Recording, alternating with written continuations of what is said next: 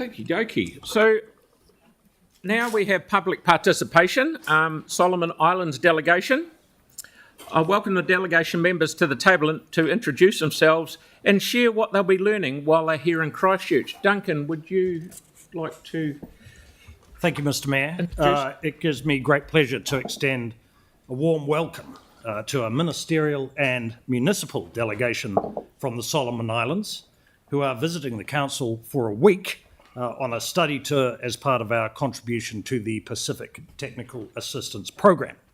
And it gives me great pleasure to introduce Deputy Mayor Clement, the Deputy Lord Mayor of Honiara, and Minister Isikeli Vave, the Minister of Home Affairs, who will introduce the delegation and say a few words. Thank you very much, Duncan. Welcome. Yes, thank you so much, and good morning to you all. Good morning. Lord Mayor and your executive councillors, I take this opportunity on behalf of the Honiara City Council, Solomon Island, and in particular for our delegations who are here this morning. I'm so pleased to say here that my minister, Isikeli Vave, is our Minister for Home Affairs. Hi, hello. Good morning. Morning. I have the Permanent Secretary of Home Affairs, Jeffrey Sade. Morning. And I have the Chairman of Planning and Fiscal Planning, Chairman Charles Ausuka. Morning. And then I have the Deputy City Clerk, Jefferson. Good morning. It is a great honor and privilege for us to be here this morning. And I thank you so much for the warmly welcome that you have given to us. Thank you so much for the hospitality that you have shown to us this morning. Now, the purpose of our coming to visit your beautiful city is to explore and learn from your beautiful city here, and especially in particular for urban planning and designing, infrastructure, and other services your council is provided for your people. It is a great opportunity for us that we are here this morning for allowing us to be with you this morning. Thank you so much for the great opportunity that we are here this morning. So our partnership that your city and our city, Honiara City Council, has established makes this beautiful togetherness is a wonderful for us. So therefore, we are looking forward for our relationship to continue and our partnership to be established today and in the future. With these short few remarks, I thank you so much. God bless us all. Thank you. Thank you very much. Thank you, Minister. I hope your visit will be both informative and enjoyable, and I look forward to engaging with you more on Friday when we meet again. I'd also like to acknowledge the hard work of Francis Sullivan, who is the program manager for the Pacific Technical Assistance, and our own Cecile Delarue, who has put together the program for the delegation's visit for you here at Council. I'd now like to invite the delegation to come forward and have a photograph for our records. Thank you. So don't sit down. You come up.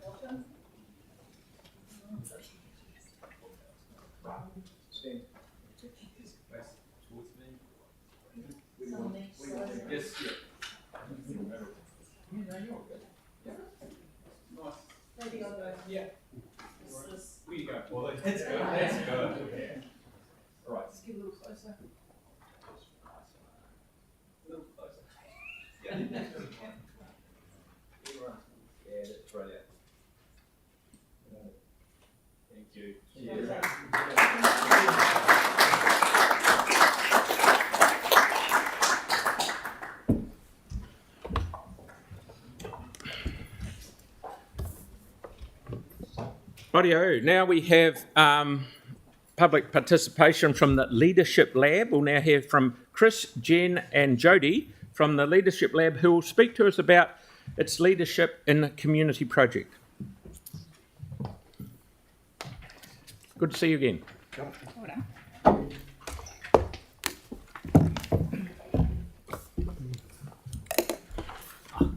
Tēnā tātou, te mea tuatahi ki ringi ki raro, ki Wainanui, nei te mihi ki a koutou, te mihi tuarua ki tēnei whenua, ko te mana no tēnei whenua, nei te mihi ki a nai tūhurereri, ki a koutou, no pou mō tēnei whare, nei te mihi ki a koutou. E te rangatira, e tū ki korā, nei te mihi ki a koe, ki a korua. Ko waiau, ko te ao marama tōki ingoa, no reira, tēnā koutou. My name's Te Ao Marama, or Jodie. I'm one of the directors at Leadership Lab.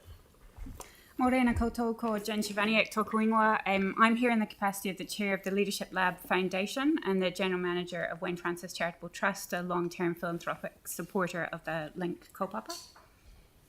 Kia ora everybody, ko Chris Jansen tōku ingoa. I'm one of the directors of Leadership Lab as well and a trustee of the Leadership Lab Foundation.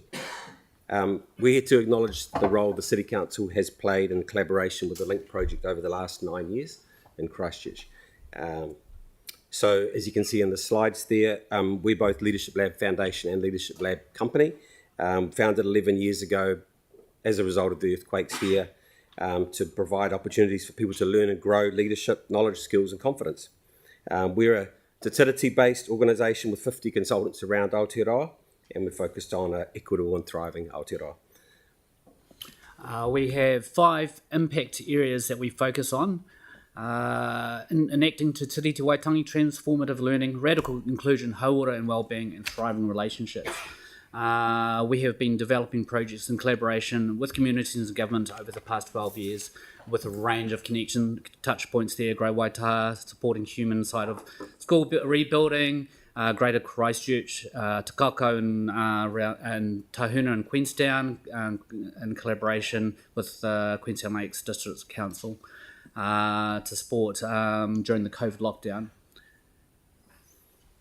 So we're here today to specifically talk about the LINK program. LINK stands for Leadership and Community. It was dreamed up in 2013 with some of you who are in the room and some of the Sarah staff and a whole lot of community leaders. And pretty much the issue was the risk in the city here to what we call invisible leaders, those that would never stand up and say, I'm a leader, but they actually hold communities together. So we're talking about iwi groups, residents associations, sports groups, culture groups, church groups, NGOs, transition groups like Gap Filler, etc.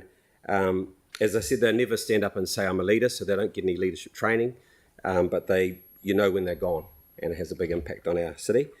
So we all agreed it's a critical issue, and that's sort of the start of LINK. Started with one program in 2015 with 40 leaders, and you can kind of see a timeline there.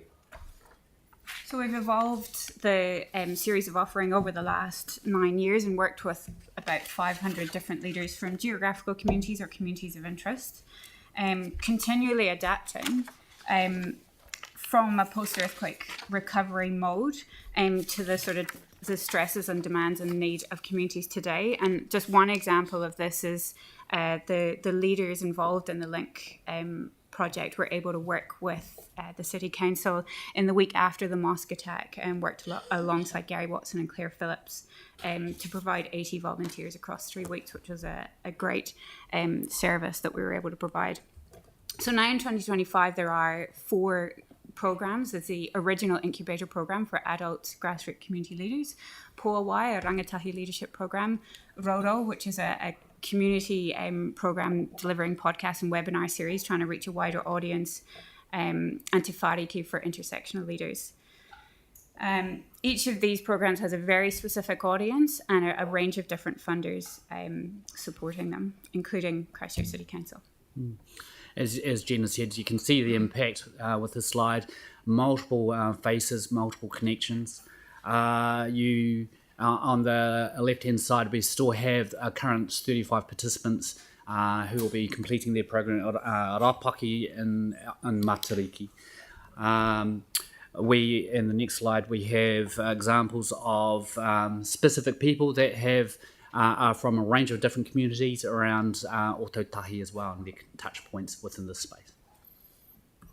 So when we're talking about impact, there's obviously quite a lot of people, but also we were curious to know like what long-term effect it has. So University of Canterbury undertook this longitudinal impact study with 335 participants. You can see there one of their findings, and I just want to emphasise the last one.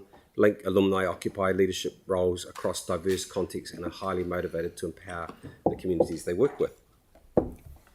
So where to from here? Over the last year, we've been working with Te Kona Taraki to do another co-design process to build on the existing 4 programs, and it's led us to design another 5 prototypes to really meet the needs of community leaders today, and particularly in growing their leadership for equity.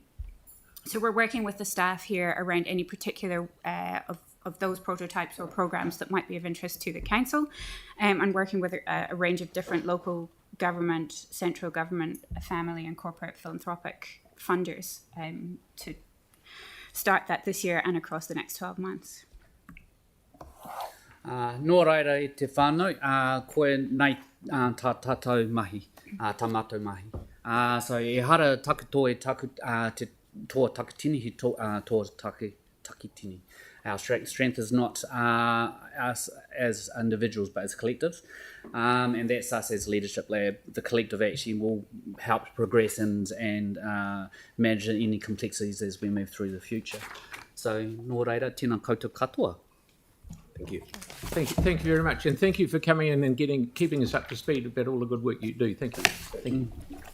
Okie doke. So next we have Drusilla Kingi-Patterson, who will speak about a memorial in Edgware and the 175th anniversary of the first 4 European ships. Welcome, I Drusilla. prefer to stand, I'm just short, so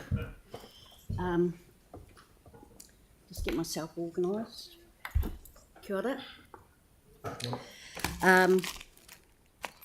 First, this is not a political stunt, as I plan to have nothing to do with the next local elections. Okay? 2 young people were killed on the 5th of May 2007, Edgware Road, plus a number of young people hurt when a young man drove his car into a crowd at a party. I would like to see a memorial or something to celebrate these young people lost and hurt, maybe something on a wall near the new pool so it does not get vandalised. I've got children just 2 years younger, and I just feel devastated. Now, I also went down and had a look at that building the other day. I always thought that they were going to put something there, and there's nothing, you know, and I'm sorry, I'm just really, really upset about it, you know, because it just seems like it happened yesterday. I'm actually a local, so, you know, I thought I'd bring it up, and I'd like to see something done further on down the line with permission from the parents involved. There was actually, I was reading the report today, and there was actually 20 police involved in that. And a lot of them now, all these people will be in their 30s. There was 28 young people hurt, some of them really serious. Okay, now the next thing I want to talk to you is about the 175th Jubilee. Now, for the last 8 years, I have been collecting dolls and toys, and also we lost the toy museum. I was also married to my husband for 32 years, who was English. So I used to, he didn't like the Queen because he had to peel spuds for a whole week for having dirt on his blanket. And he was in the Sinai Desert when he was 21 with the British Army. So, and my grandfather immigrated from Scotland, and the further up you go back, it's actually Ireland, a lot of miners, and he used to wear a kilt. And he was 75 when I knew him, and my grandmother actually did brownie snaps in the old coal range. You know, so there's all this, I'm right into history. So what I would like to see is, first of all, get the contacts of the other committee, the one that's resigned. I would like to see this happen. I would. There's a gallery in, I can't say it properly, Worcester Boulevard, and if you go upstairs, it's actually a really good gallery. The dolls could be in there, and we could do that on the 16th of December. It goes from the 16th, 17th, and further, and I would like to see it go right through to February the 14th. And you say, what do you mean by that? If you started off at the Arts Centre and then had something in the Great Hall, like a debating or something, you turn around and did something in the library. There's also the Asian community you can bring in. I'm also going to do a presentation. I've spoken to Kaipoi about, we could do high tea at the railway station. You've got croquet. I think it's just a matter of getting a committee, a group together, working on it and putting it out there. But I was actually planning to do the dolls next year, but I'm willing to turn around and bring them so that they actually start on that date. And I've got stuff like that. I've actually got 30 grand's worth of stuff. The whole doll collection is about 8,000. And I'm a big fan of the Queen and a corgi. All right. And also too, I've just been doing my submission on the Treaty of Waitangi, so we can do that as well. But and I've also spoken to my mate Sally Pitama, who's actually Ngāi Tahu. I'm Taranaki iwi, and I've got untold stuff, right? Now, also too, I was working with Mr. Rainbird on the old grand in this cathedral which fell over, but what you didn't know, I was going to do all the inside, have a map of Captain Cook and do other stuff. And the gentleman in Littleton he came to me and he's got a print for me of the first 3 boats. I've already been paying that off for the last, okay, so I want to do it anyway, and being a girl, we all want to get dressed up, and then if you take it right through to February, yesterday I was watching a bridal program and all the girls were coming in and wanting a Lady Diana dress and a Kate Middleton one.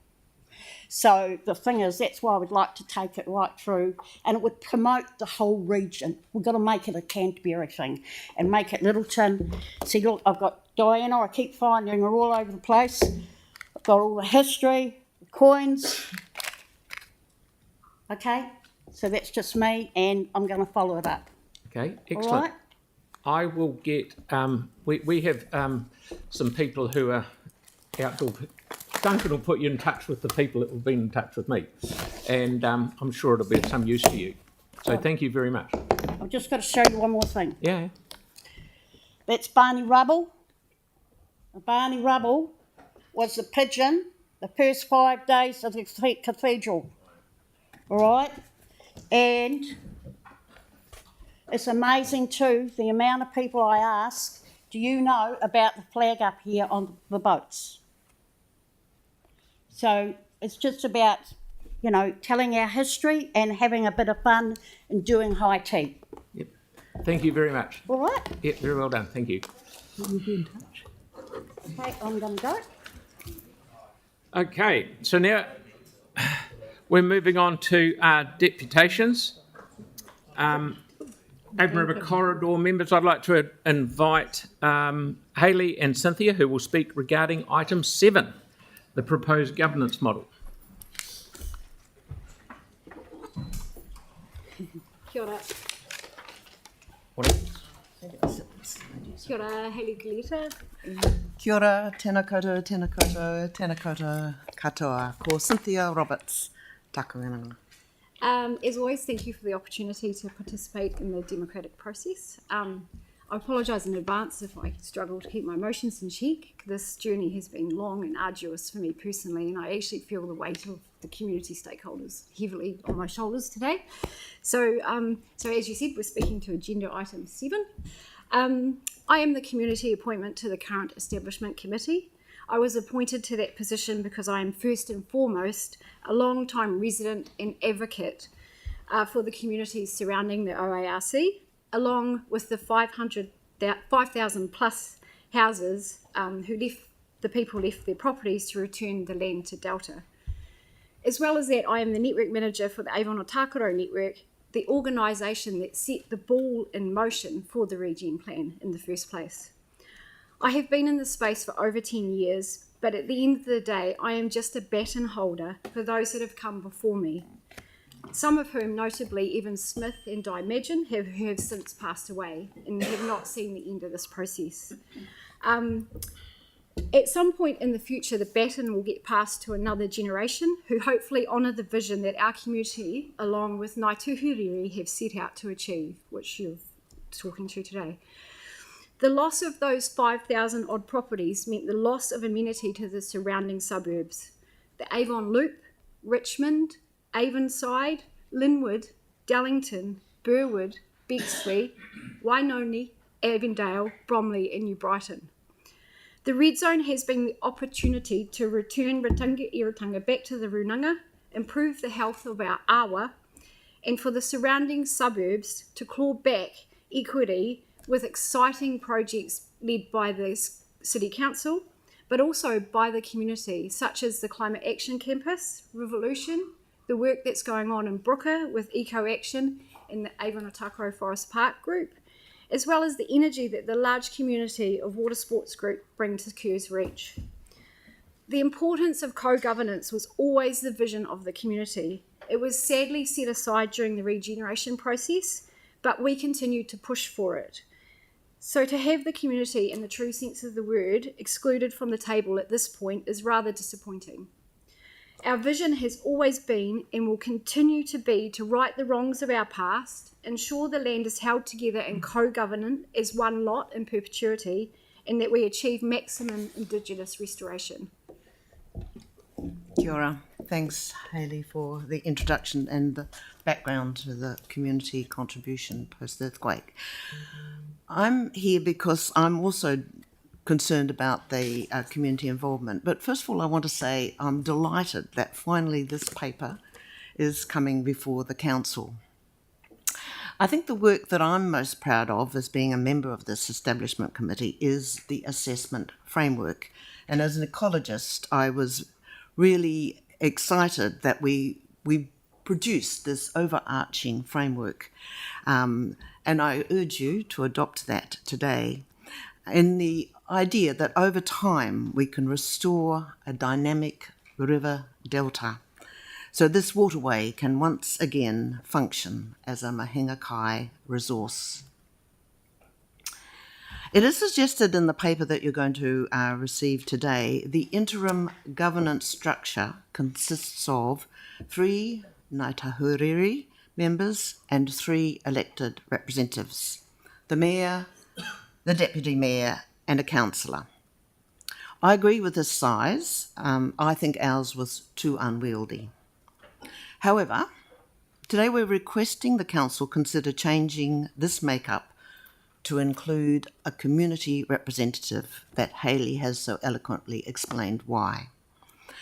We're also asking you actually to consider if the mayor and the deputy mayor are the right fit for this new body. Mayors and deputy mayors bring great mana to the job, which is important, but they're also extremely time poor. And this was a considerable problem for the Establishment Committee, particularly the co-chairs. The Mayor and Deputy Mayor may also, in the end, have a conflict of interest when they bring the enduring governance entity to the council, because neither of them would be able to vote in that decision. And does that reduce the mana of that proposal? Surely, those who carry the kaupapa of this area, the history, their love, the local knowledge acquired through a long involvement in community activities and networks in the river corridor, they do need to be present and represented at the table. So, how do you choose a community representative? One suggestion is to ask for expressions of interest and then appoint someone from that list that the council approve. That was a very successful method for the CCO Rod Donald Banks Peninsula Trust that I was a member of. That's the process, and it worked, and it still works very well. If council and staff believe a community representative as unnecessary or too difficult to implement, then another option might be that the committee be composed of maybe the mayor or the deputy mayor and both the councillors from the coastal and central wards, still keeping the number at 3. I want to finish by encouraging you to read Leanne Dalzell's piece in the newsroom today. And she explains in great detail the route our establishment committee took in landing on the particular paper that you've got to today and the governance option that we decided on. And I just want to say kia kaha to all of you and acknowledge what a huge job lies ahead in realising the vision of a thriving river ecosystem and the work of establishing an enduring partnership governance structure to oversee that vision. Ngā mihi nui. Kia ora. Thank you very much. Sarah's got a question. Kia ora, koroa. Thanks for your mahi there and your mahi on the current committee. Can I just clarify the recommendation that's come to us today for the structure and the 2-phase way of going about it has come from that group, and you're happy with that, but it's the makeup of one side of that you're not quite so happy with. Was the makeup having the 3 community representatives, all elected members, was that a recommendation of the group, or was just that 3 were non-mana whenua? Does that make sense? Do you know what I mean? Do you want to answer it? You can answer it. We talked quite a lot in detail about the makeup of this interim group, and we both agree there is such a massive job ahead in terms of infrastructure and finances and getting the river corridor. So we have no issue with another step phase, but in our group we didn't resolve the community representation and how that was going to be concluded, and so we were left a little bit in the dark that this paper came to the council without our final sign-off. Okay. And so just to clarify, that you see a difference between an elected member and someone who is just specifically there representing community views, and that elected member has other roles and responsibilities that they have to take into account, whereas the community view is just exactly. I think that was our concern, is that elected members, they could well feel that they're representing their community and do a great job, but they're also conflicted because you're all representing the whole of the city, not just your ward. So there'll be issues that come up in Hornby, for instance, that may have a higher priority. And so it's really somebody who holds this as their kaupapa. Yeah, okay, thanks. I'd just like to add to that although we're 14 years on, the community stakeholders are still fairly intense. And so we feel quite strongly that this next committee is actually going to be determining the long structure, so that someone who's got that lens and skill needs to still be sitting there to provide that information for the next And the phase. initial idea was for skills-based appointments, not representative appointments in that letter from Te Maire originally, is that right? Yeah, and we tend to agree. And at this stage, our view is that skills-based is someone who knows that community stakeholders to help inform the next phase. Skills, knowledge, and time. And that might change. Like in 10 years' time, that skill might actually be quite different because we've moved on from. Thank you. Pauline, you had a question? And then we'll wrap. To you, Cynthia, welcome. Thank you for coming in. Did I hear you correctly? And you said you would be okay with the mayor or deputy and 2 councillors of the area. Yes, that was our compromise. If you feel it's just too big a step, too difficult to have a community representative, I just feel that we need to not repeat what we've just been through in the sense of having time poor people. Yeah. Okay, Yanni, please. Sorry, I'm just trying to get clarity, and maybe we need to get it from staff, but I'm fairly certain in our report, it says that the recommendation that we've got is the Establishment Committee has proposed this. So I'm just trying to understand, has the Establishment Committee proposed this proposal, or have they put forward a different proposal? Because if you read item recommendation 4, agrees to do Otakarau Avon River Corridors Establishment Committee's proposed option to establish a partnership structure. So are you saying that we can ask this when the report comes to us? When the report But I just want to be clear, like what we're hearing from you both is that this is not the proposed structure from the Establishment Committee.